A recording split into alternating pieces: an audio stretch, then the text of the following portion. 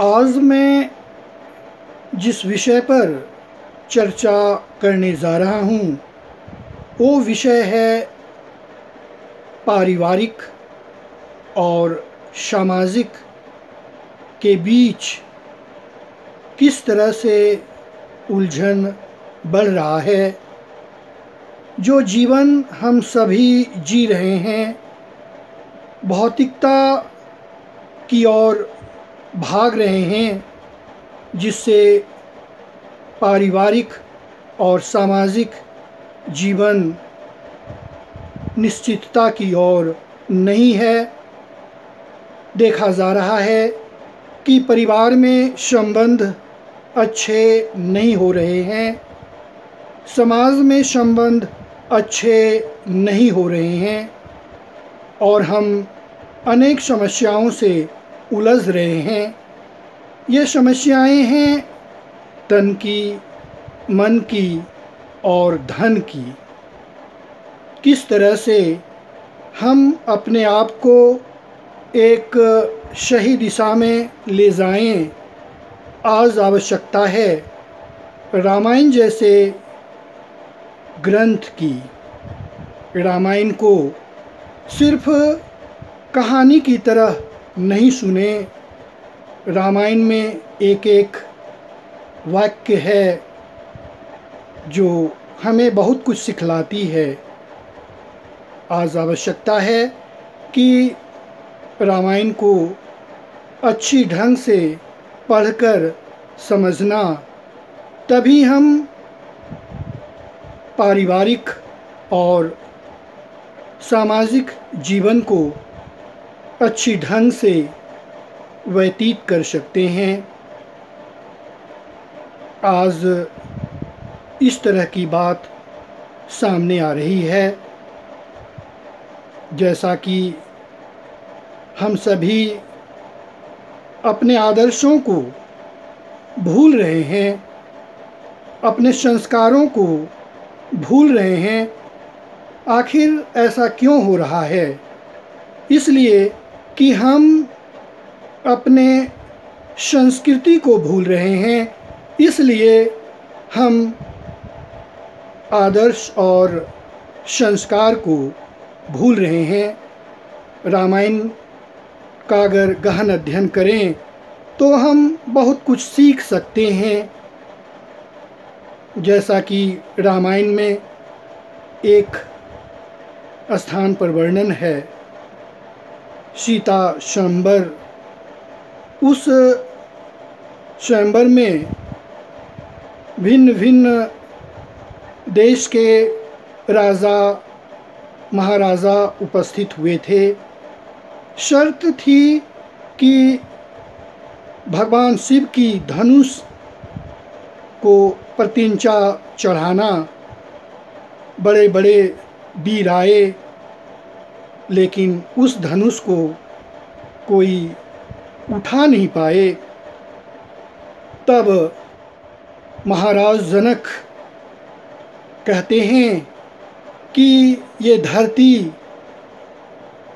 वीरों से अनाथ हो चुका है।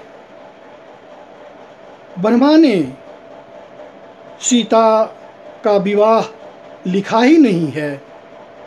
आज कोई भी ऐसा वीर नहीं है जो इस धनुष को तोड़ सके, प्रतिंचा चढ़ा सके। तब लक्ष्मण जी कहते हैं, बस महाराज बस, ये आपको शोभा नहीं देता, क्योंकि इस सभा में सूर्यकुल शिरोमणि रघुवंशी श्री राम भी बैठे हैं। मैं चाहूँ तो पूरे ब्रह्मांड को घड़ा की तरह फोड़ सकता हूँ, कुबेरी पर्वत को मूली की तरह तोड़ सकता हूँ। ये धनुष क्या चीज़ है? मैं चाहूँ तो इसे लेकर काफ़ी दूर तक दौड़ सकता हूँ। इस तरह से लक्ष्मण जी ने इस वाक्य को कहा, तब उन्हें आशीर्वाद मिला और श्री राम जैसे ही धनुष को उठाए, धनुष टूट गया और माता सीता के साथ उनका विवाह हुआ। इससे पहले उन्होंने कहा था कि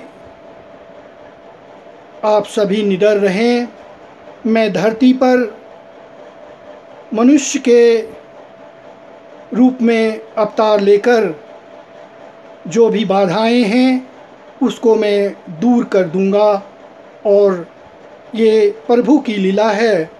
और जैसा कि रामायण में यह दर्शाया गया कि भगवान श्री राम को 14 वर्ष तक वन में रहना पड़ा। उन्हें लड़ाइयाँ लड़नी पड़ी और रावण जैसे जो बहुत बलशाली थे, तीनों लोक के विजेता थे, उनसे लड़ाई लड़ना पड़ा और माता सीता को छुड़ाना पड़ा।